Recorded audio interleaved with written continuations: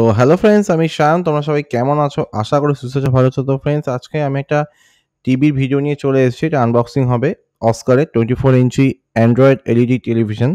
তো দেখতে পাচ্ছ ফ্রেন্ডস, কন্ডিশন তো নতুন টেলিভিশন। এটার দাম পড়েছে আমার কাছে 8,500 রুপিস, ঠিক আছে? পুরো ব্র্যান্ড নিউ রয়েছে। তো ওভারঅল কন্ডিশন ভালো ছিল। বাট আমার খুবই খারাপ লেগেছে যে এই টিভিটা আমাকে দোকানে আনবক্স করে দেখানো হয়নি। এবং আমাকে এটাও বলা হয়েছে যে বাড়িতে নিয়ে গিয়ে আনবক্স করতে না। ওদের ওখানকার টেকনিশিয়ান এসে আনবক্স করলে তবেই আপনারা আনবক্স করবেন। তার কারণ যদি কোনো কারণে টিভিটার কোনো প্রবলেম বেরোয় তাহলে সেক্ষেত্রে কিন্তু টিভিটা রিফান্ড হবে না। তো আমার এটাই খুব খারাপ লেগেছে। তবে আমি বাড়িতে এসে নিজে রিস্কে আনবক্স করেছি, যাতে আমি টিভি দেখতে পারি। এবং দেখুন, নতুন জিনিস কেনার একটা এক্সাইটমেন্ট থাকে যে জিনিসটা কেমন হবে। তো অবশ্যই আমি ১-২ দিন কেন লেট করব। তো সেই হিসাবে আমি নিজে বাড়িতে এসে আনবক্স করেছি এবং পুরো ভিডিও ধারণ করেছি। যদিও এই ভিডিও ধারণ করার কোনো প্রুফ বা কিছু নেই।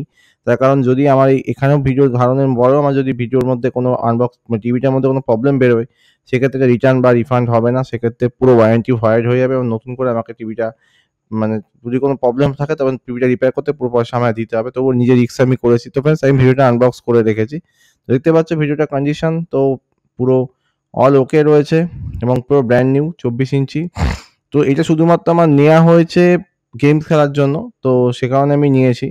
তো ফ্রেন্ডস, দেখতে পাচ্ছ। তো আমি পরবর্তীকালে আমার PS5 এবং PS3 নিয়ে কিছু ভিডিওস দেবো, যাতে তোমরা ভালোভাবে বুঝতে পারো। তো সেক্ষেত্রে আমি টিভিটা নিয়েছি এবং আমি টিভিটা নিয়ে খুবই স্যাটিসফাইড। এবং দাম ঠিকঠাকের মধ্যে, ভালো টিভি পেয়েছি কম দামের মধ্যে। তো ফ্রেন্ডস, দেখতে পাচ্ছ। এবার টিভিটা আমি অন করে তোমাদের দেখাবো। তো জাস্ট প্লাগটা লাগালেই টিভিটা আশা করি চালু হয়ে যাবে। এটা একটা মোমেন্ট ছিল যে একবার টিভিটা আমার রাস্তায় পড়ে গেছিল হাত থেকে হঠাৎ লেগে। তো ঠিক আছে কিনা। তো এই প্লাগ লাগিয়েছি। ১ম এ তো ভয় লাগছিল, অন হচ্ছিল না। তবে দেখলাম পিছনে সুইচ আছে। সুইচ প্রেস করতে হবে। সুইচ না প্রেস করলে টিভিটা অন হবে না। তো সেটাই একটা ব্যাপার। দেখো, আমি সুইচ প্রেস করছি এবং অন হয়ে গেছে। দেখতে পাচ্ছ টিভিটা পুরো পরিষ্কার, কোনো সমস্যা নেই এবং ফুল ওকে। টিভিটা আমি ইউজ করছি প্রায় ৩ মাস ধরে এবং খুব ভালোই চলছে। টিভিটা কোনো ইস্যু হচ্ছে না, কোনো সমস্যা হচ্ছে না। টিভিটা খুব ভালো ইউজ হচ্ছে।